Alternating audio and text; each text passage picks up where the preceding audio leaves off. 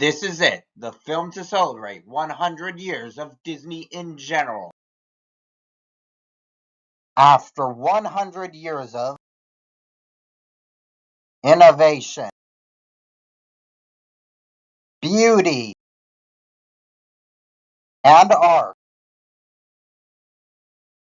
we have Wish to celebrate this milestone. And the reviews were so good that an Adam Sandler movie managed to get a higher score than it on Rotten Tomatoes. I kid. I really liked the movie, but I can agree and understand a lot of the criticisms and reviews made about it. So, when I saw this review made by Dazzreview's, I was very interested, as I'm very interested in what other people have to say about things I like and dislike. So, I popped it in, and wow, this video made me genuinely fucking pissed. And it's not even one of my favorite movies. I can understand if someone hates the film, but it has to make sense.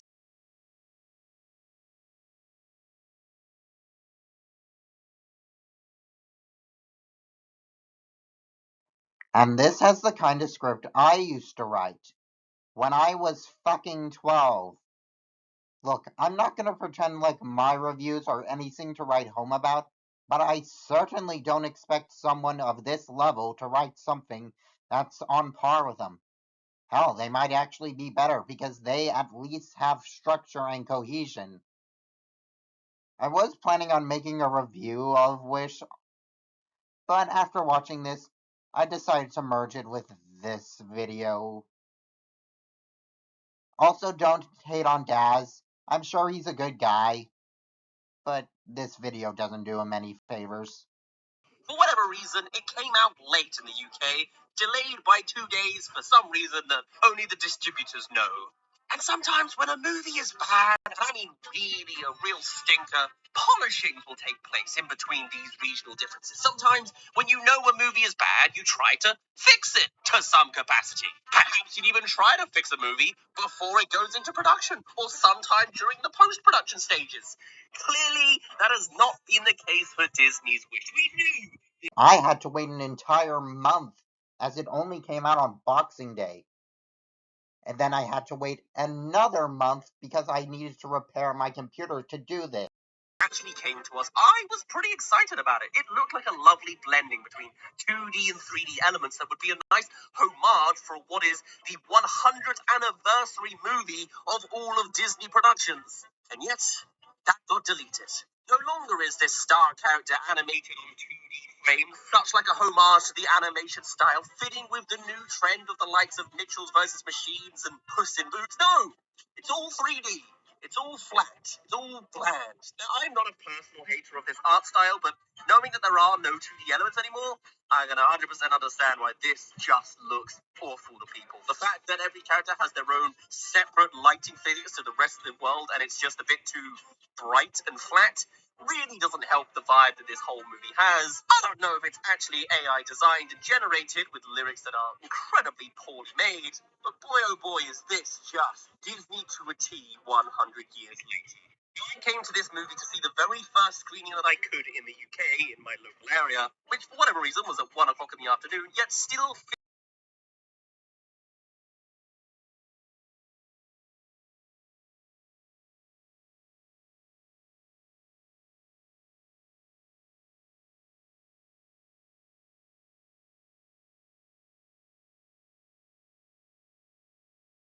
Yeah, and this film is utterly unwatchable too. I mean, just look at it. There's not a hint of stop motion.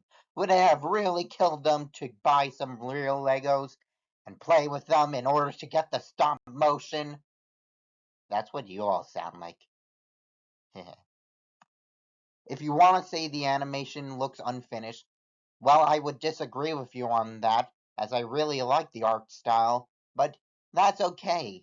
Just don't say it's bad just because there's no 2D elements, as it really devalues the work of the animators who put their blood, sweat, and tears into this. Especially considering some of the recent headlines we've gotten.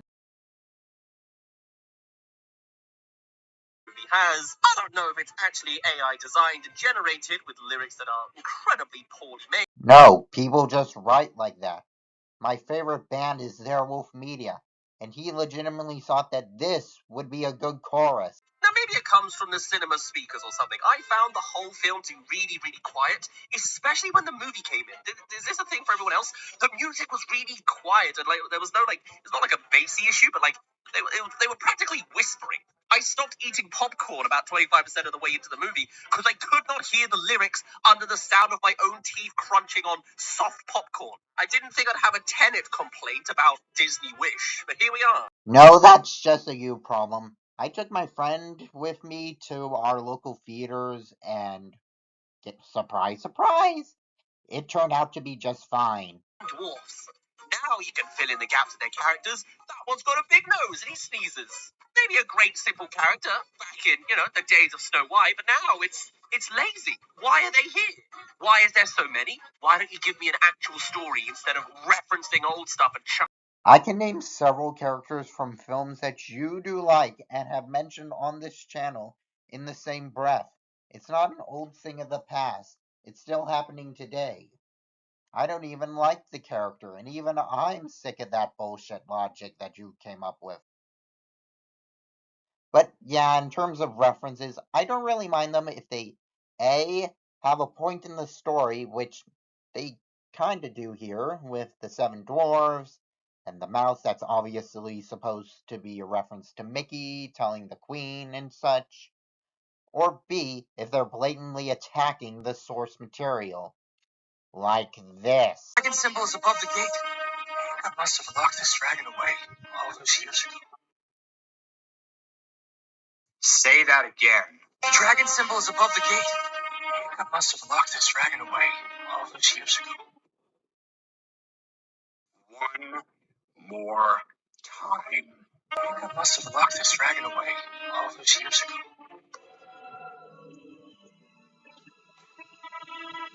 What? No, I know that sounds bad.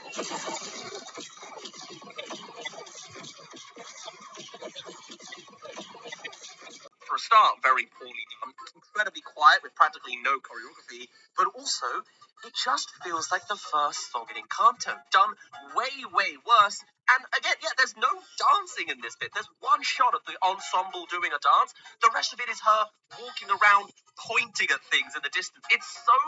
None of this movie has dancing. Did Moana's I Want song have any choreography? What about the opening number in Beauty and the Beast? And so on.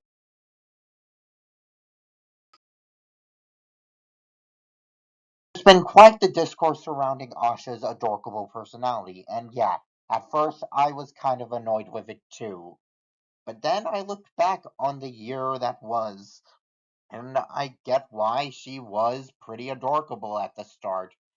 It was because she was anxious about the job position. I've been in situations like that before. And I really wish they leaned into it, but yeah, the pieces are there for a good character arc, but they're not fully utilized. However, Asha does have some good personality traits. Like, for one, she has the best vocal performance of the year, and dare I say, the best singing performance out of all the Disney princesses if we were to count her as one. I know you're all gonna hate me for saying that, but still. Secondly, she does have a kind of mother-daughter relationship with Star, which hasn't really been done with a Disney princess before. The only one I can really think of that even comes close is Elsa. And in terms of personality, yeah, Elsa wins hands down. But it's still a good and unique personality trait. Helped even further with her relationship to her dad, hoping to signify the different generations of Disney, and thus help tell the story of Disney's 100 years as part of the film. Also, in the very beginning, there's like the classic book opening. They mention for some reason King Magnifico's loyal wife and blah blah blah blah blah. I, for the longest time, was expecting her to be involved in that line somehow. Like maybe she's been hypnotized and that King Magnifico made a wish that this wife would be with him. We see. Look, I know he's the villain and all that, but the whole using a spell to make someone love you has some really, really, really bad implications, and something like that should be saved for the main character as a story that they go under and grow from.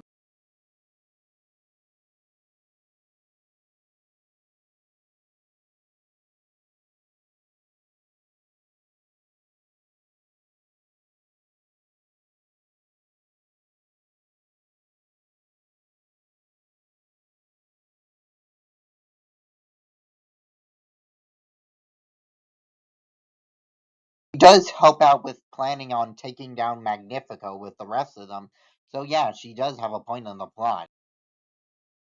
Terrible, but we'll get there as we get there. We come to learn that there's a forbidden, evil, super bad book. Don't know where the king got it. We know it's behind a spell of flying glass, and also that never comes back because he just opens it himself later. It's just basically a Chekhov's gun that they just shove in there. No, yeah, my god, the more I think about it, the worse this gets. No backup, no repercussions, it doesn't come back, like the spell doesn't. It's just the thing that makes the plot worse later on to explain nothing. But as we see this magical hallway with Idea for you. Have you ever considered that maybe the spell was supposed to keep other people away? It is his book. I would think that the spell would, give him access to his book. the lighting's on. But then, as we come to our second song, singing about these wishes or whatever, we come to a flaw that I rag on terrible movies for doing. I have mentioned it time and time again over these months, years, and I can't believe it's in a Disney movie. The 100th anniversary Disney movie does this. Jesus Christ! The king starts singing, talking to the wishes in his own little, wow, this is great. I don't know what he was thinking about. I've forgotten it already. And then the background blurs away. Suddenly, he's no longer singing amongst the bubbles, doing whatever he wants in his hallway. He is instead just singing in front of a flat, blurry, grey, kind of bluey backdrop. So many shots go back to no room at all. He's just singing in the void. Maybe I'm just remembering things wrong, but to my knowledge, you didn't say that at all. Not in the Trolls review, not in the Playmobil reviews, not in any of your reviews did you bring that thing up. Grants not the 100-year-old wish. I would have thought the public would be concerned a little sooner. Like, how does it take 100 years for someone to not get their wish granted? And now it's a problem. Do people not know he exists? Like, everyone should know this and be asking politically, what about these people? What about my son? He turned 18 4 years ago. Where's his wish? Where's mine? Like, Just because he's 100 years old does not mean everyone would know him, especially since he clearly lives out of town.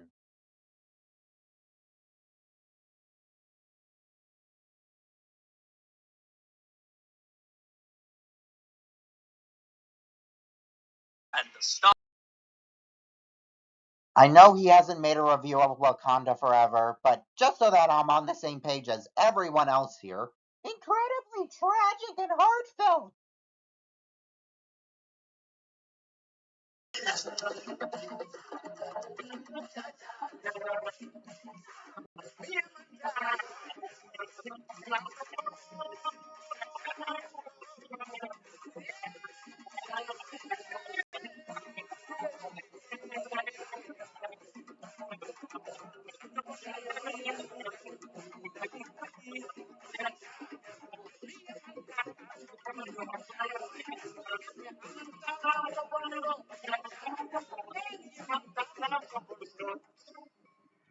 Soulless and AI generated.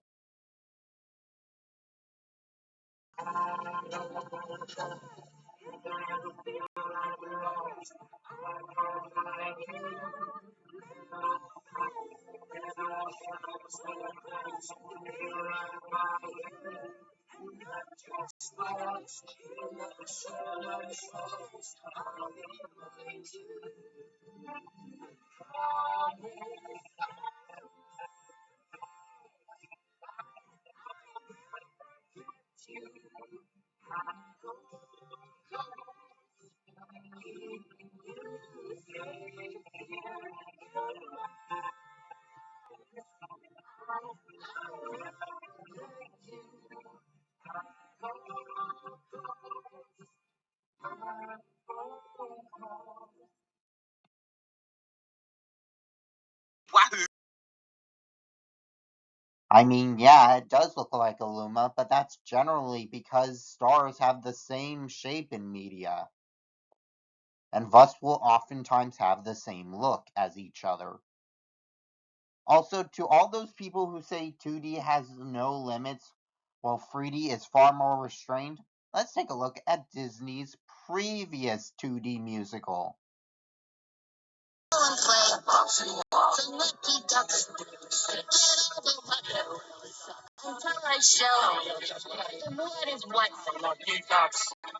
Now let's take a look at some of the 3D movies that were released last year.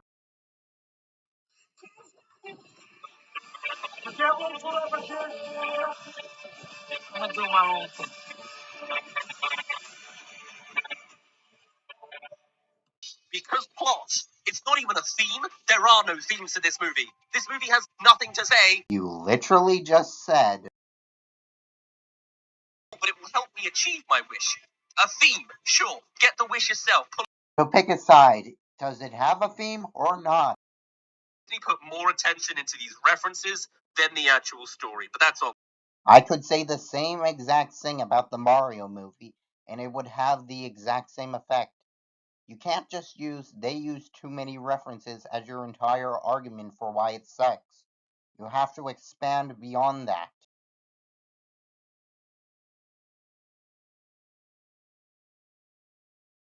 Do what my friend Doomblazer did and go in depth as to why the references don't work. Beyond just, ooh, they focus on this more than the script. Ooh, but Disney's committed so many crimes as of late. Because as we all know, Nintendo is so much better. I did actually hear a murmur that there was an idea for the king and queen to be villains. A villain couple would have been a nice new direction. At the same time, it is kind of refreshing to have a king that's evil just for the. I will 100% agree with you on this. The king was by far the best character of the movie. Being how vain he is with the whole, they don't respect me, while also having giant statues built for him. He's basically a mystical Homelander played by Chris Pine, and those are three of my favorite things combined. Made even more satisfying is the fact that I had TAFE earlier this year, and the amount of times I got sent requests to do stuff almost made me go into a mad power fantasy of my own. But I also will agree with you on this, that the queen should have been evil like in the concept art. As you know what they say, the more the merrier.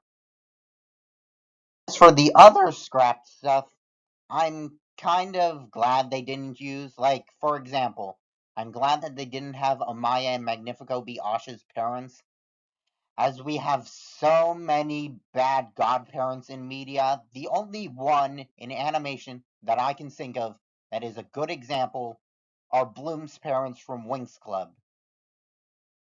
And as for the whole Star Boy thing, well, I'm kind of on the fence of. On one hand, it could have given Asha the character development she really needed. But on the other hand, uh, There. One of the other kids, I don't know if it's Sneezy or something, looks exactly like the guy from Strange World. Is that a reference or poor character design? dude, have you looked at the Disney princesses? They have mostly the same design aside from their race. And the princes have it even worse. Isn't like explained. Explain. Have you ever considered that it's, part of their culture? and that, if you make the king angry, he'll smite you down because he has magic.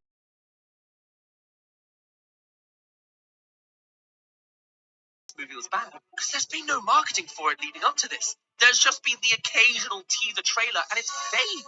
They've been hiding this under the rug, and I don't think it's necessarily like an issue with the strikes, like actors and writers not being able to market. I'm sure that contributed, but also any writing strikes would have started long after this was produced. I can't believe Disney has fallen this far down. So Archer successfully. I mean, kind of. We didn't get that many trailers, but we did get a whole bunch of outside marketing, like billboards and especially merchandise.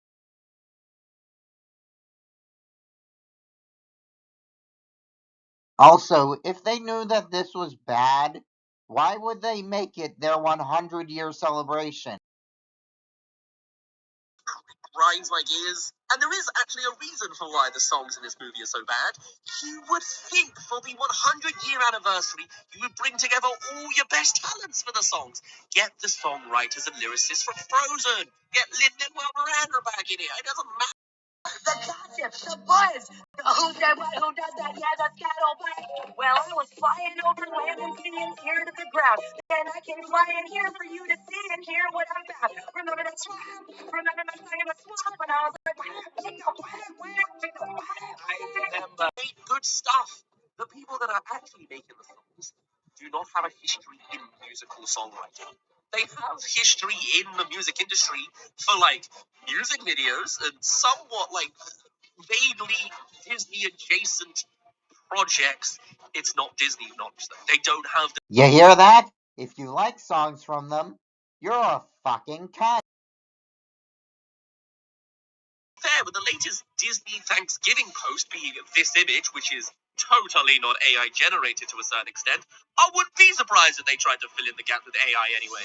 Or that AI made it first and then someone polished it later. Both this image and the songs in this movie. A catastrophic failure of a test is what this movie is. What a wonderful legacy for the 100-year. As someone who has worked on Wish, I am so proud and happy for the team.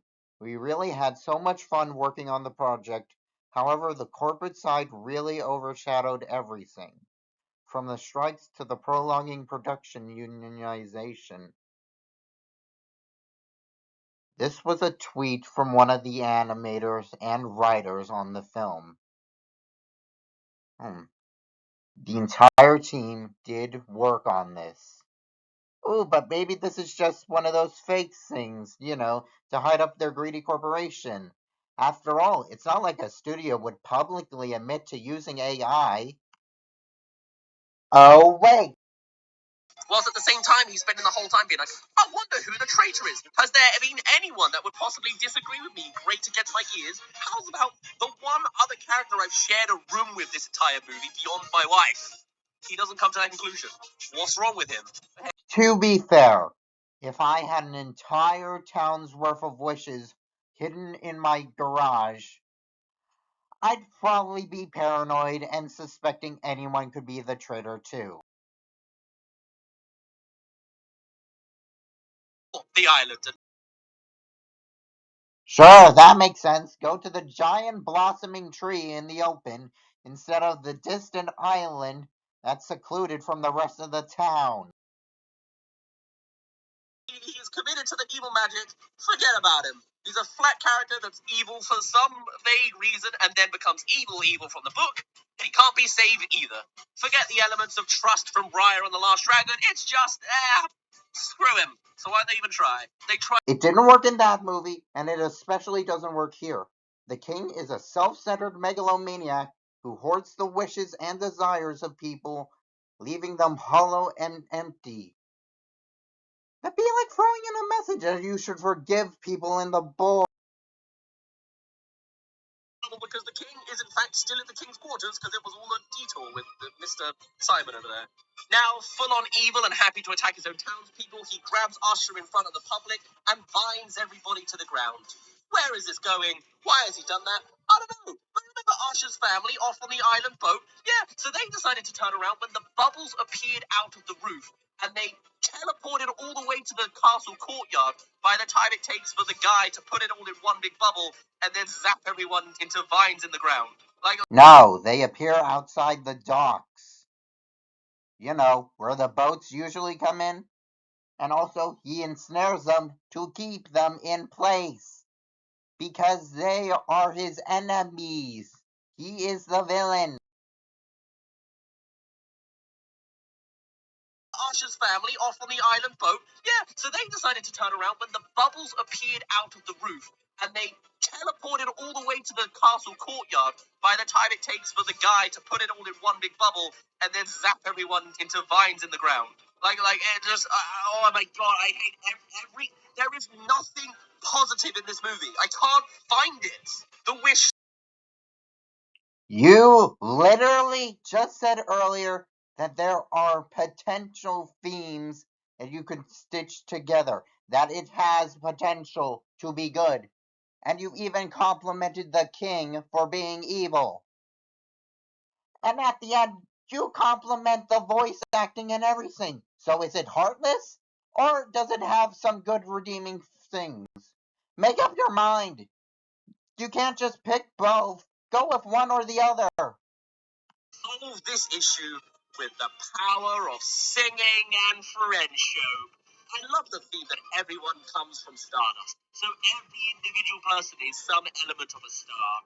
But it just is so cringe, mate. It becomes just like a strange mob dance that everyone knows the lyrics of multiple songs that Usher's been singing in private. They come to the conclusion that their Stardust magic power combined is stronger than the power of the super beefed up Sorcerer King, of which they had no idea was in them in the first place. So now they know everything. They can reference how they want more than this, and also that we are all stars.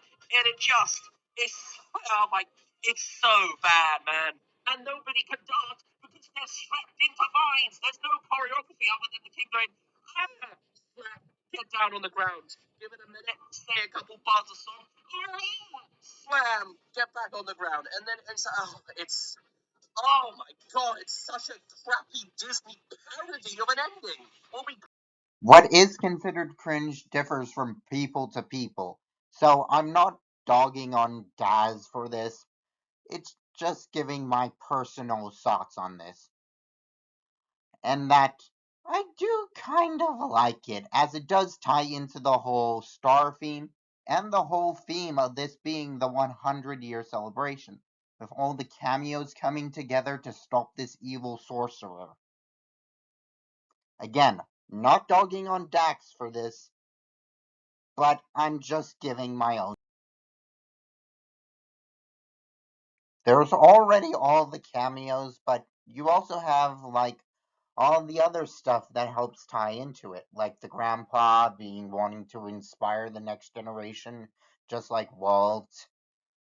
The talking goat that's meant to represent the talking animal movies.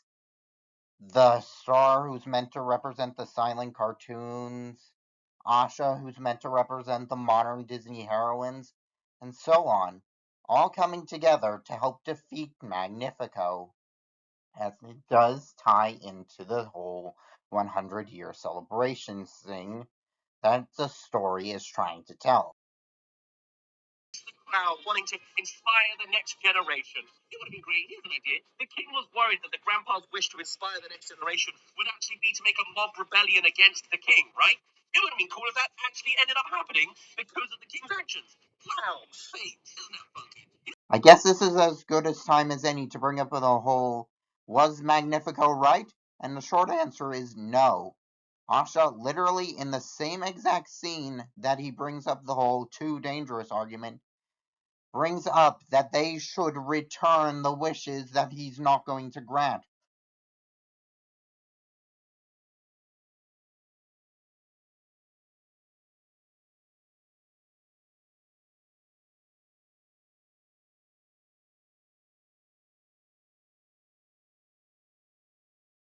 Cause incredible solar damage for disappearing.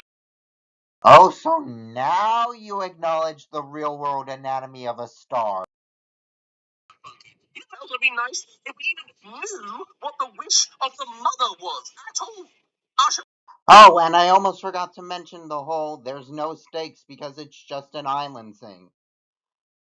I'm editing this last because I completely forgot about it. But yeah, most Disney villains have very small goals. Ooh, Scar wanted to take over the Pride Lands. And as we all know, lion prides are not as big as islands. Ooh, but Scar actually killed someone, while these guys are just depressed. Yeah, because that's totally not offensive to depressed people. The past few years has really been a cesspit of poor quality, clearly crumbling over their own weight, covering way too many franchises at once, and making crappy live action reboots. And now even their animation is just schmuck. They don't know what they're doing anymore. They're more interested in AI producing the whole thing instead, overworking and underpaying their people. After all, they are one of the bigwigs that made the strikes last. As much as I tried defending this film, let's be honest, they will use AI for their future films now that they have time. And he is 100% right on the state of Disney, which is weird. I hate corporate Disney as much as everyone else. Whether it's over-exploiting franchises purely so that they can have new content on Disney Plus, there are less than stellar business practices, like how they handled the strike, and their animation studio going downhill ever since they rightfully kicked out John Misconduct. Not counting Encanto, the studio has produced nothing but average film after average film after average film. So, I should be happy that their 100-year anniversary got a Ron%. I should be happy that it's the biggest animation bomb of the year. And I should be happy that it didn't get nominated for Best Animated Picture, or even Best Original Song. I should be happy about this, but I'm not. And that's because that's not who I am anymore. It's often said that making fun of your critics is a bad thing to do. Whenever Dragons of the Nine Realms did it, or when Velma did it, it was not received well at all. Especially when Velma did it. What if you could take the chance to save a life? But you could only save them. And do I really need to bring up the whole Thundercats Roar and Teen Titans Go crossover from a few years back? That controversy speaks for itself. My point is, criticism has its place in the world. It's not a pointless cycle, it's a tool that me and other writers use to improve our work. But it's also important that me and my fellow reviewers don't copy each other. Back not too long ago, I used to be obsessed with being like all the other big name reviewers like Phantom Strider or Animat and would copy their opinions note for note and word for word. But then something happened.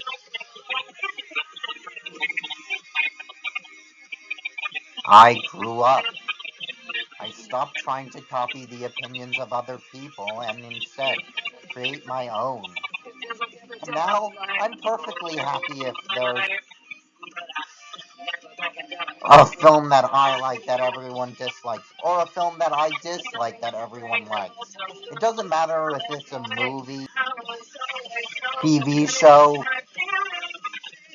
video game, or anything. What matters is that it's your opinion.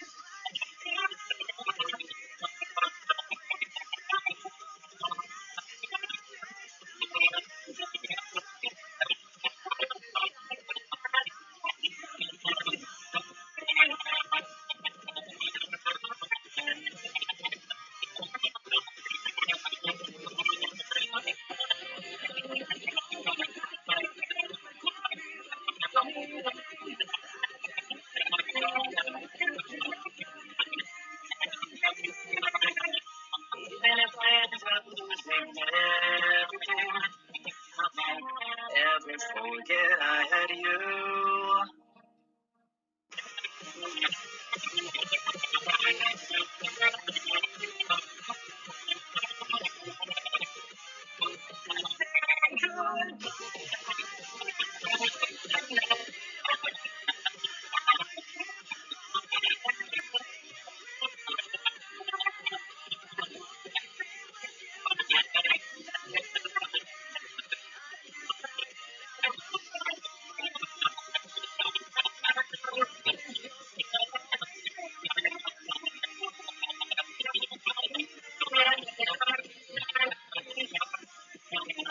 I'm not saying Daz is trying to enforce his opinions on Wish, but from the music to the way he talks, it just reminds me of that time in my life.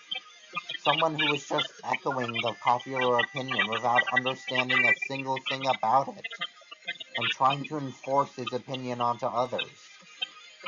And that's what I really hate about this video. It reminds me of that time in my life, and how far I've come. I don't want you to harass Daz online telling him he's an awful person, or even telling him that he has to like the movie, because he doesn't. He can view it as bad as however he wants. It just pisses me off because I want to join in on that hate. My older self would have done that, but I can't. I just enjoyed the movie too much. I liked the story. I liked the characters. I liked the music. I liked the animation. It's got its flaws, like Asha not having a full character arc and the humor falling flat, but I still enjoy it. I would still recommend it. I would still give it an 8 out of 10. So, Daz,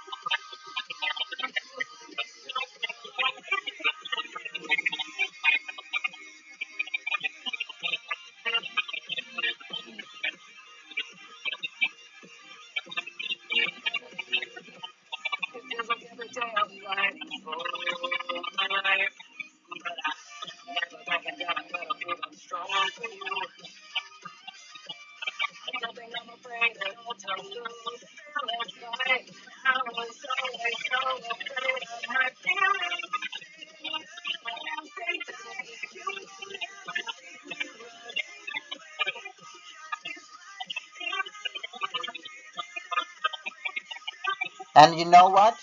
Go and support Daz. He really deserves it. He's made tons of great videos. Just like how you guys supported me. Thank you so much for helping this channel reach 100 subscribers. I really think I couldn't make it through this year. It was really rough for me. But you guys made it through along with me. And I'm thankful you've been there by my side. As for these videos, it was fun making them. And I'll continue making more. I'll continue making more reviews, more rankings, more top 10s, more everything. And don't worry, that comic's coming soon. Peace out.